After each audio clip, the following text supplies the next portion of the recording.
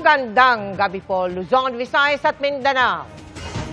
Kakasuhan ng Ombudsman ng plunder si Senador Jinggoy Estrada kaugnay sa pagtanggap umano niya ng kickback sa mga flood control project. At sunod kay Estrada ay kakasuhan din si Senador Joel Villanueva pero pagdidiin ng Ombudsman, hindi ito panggigipit sa mayorya. Nakatutok si Joseph Moro. Sa Huwebes, kakasuhan ng plunder ng Ombudsman si Majority Senator Jinggoy Estrada dahil sa umunima anomalyang flood control project. Isa sa mga pinagbasehan ng Ombudsman ang rekomendasyon ng National Prosecution Service o NPS ng Department of Justice o DOJ na kasuhan si Estrada. Kasama umano kasi si Estrada sa kalakaran na pagkuha ng 30% kickback sa mga flood control project. Ang impormasyon galing sa mga insider o kasabwat sa proyekto tulad ni dating DPWH Undersecretary Roberto Bernardo, dating DPWH NCR District Engineer Gerard Opalencia at DPWH Bulacan 1st District Engineer Henry Alcantara na mga state witness na ngayon.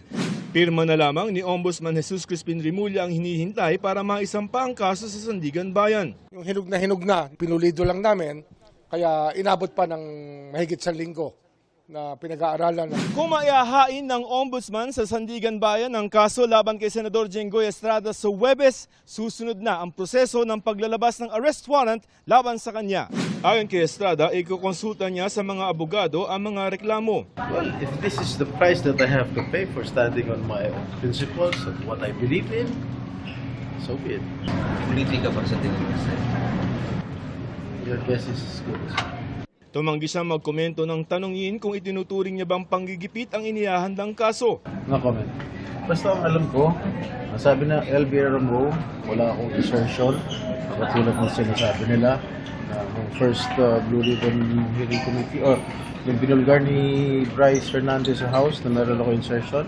Nagkataon na dito sa LBRMO, wala silang record na ako ay may insertion ng ganong halaga. Bukod kay Estrada, may isasampa ring kasong plunder laban kay Majority Senator Joel Villanueva sa susunod na 2 linggo. Hinog na rin, ngunit kinakailangan kasi puliduhin ng gusto yung pagkakalahad ng, ng impormasyon at ng ebidensya. Sinusubukan pa naming makunan ng pahayag si Senator Villanueva. Pero in 2 weeks daw sabi ng Ombudsman. Let's go. Bukod kina Estrada at Villanueva na pareho mga majority senator, mayroong 9 hanggang 10 senador pa ang iniimbestigahan ng Ombudsman kaugnay ng flood control projects pero hindi pa sila pinapangalanan. Pero itinanggi ni Rimulya na ginigipit nila ang mayorya sa Senado. May kinakaharap ding reklamo si Majority Senator Rodante Marcoleta para sa mga hiwalay na reklamong plunder, indirect bribery at paglabag sa batas laban sa pagtanggap ng mga regalo ng mga pampublikong opisyal. Dahil yan sa umunit pagtanggap niya ng donasyong 75 million pesos mula sa ilang individual. Lahat ng ebidensya dito galing rin sa kanya, sa sinasabi niya sa COMELEC, sa mga kanyang pag-amin. Pero sir, hindi sila sinisingle out yung majority? Hindi nyo pinapahirat? Hindi. Ano yan?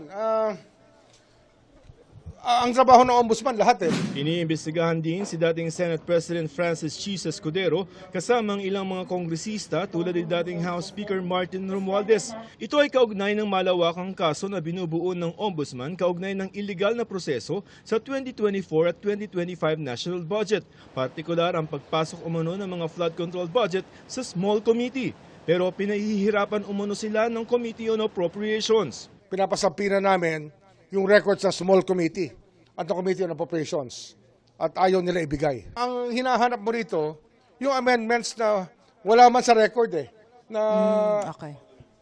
yung Yung wala in-insert sa na lang record. sa loob ng final version ng budget. Pero hindi namin inaatrasan yan kahit sino pa. Wala kami atrasan.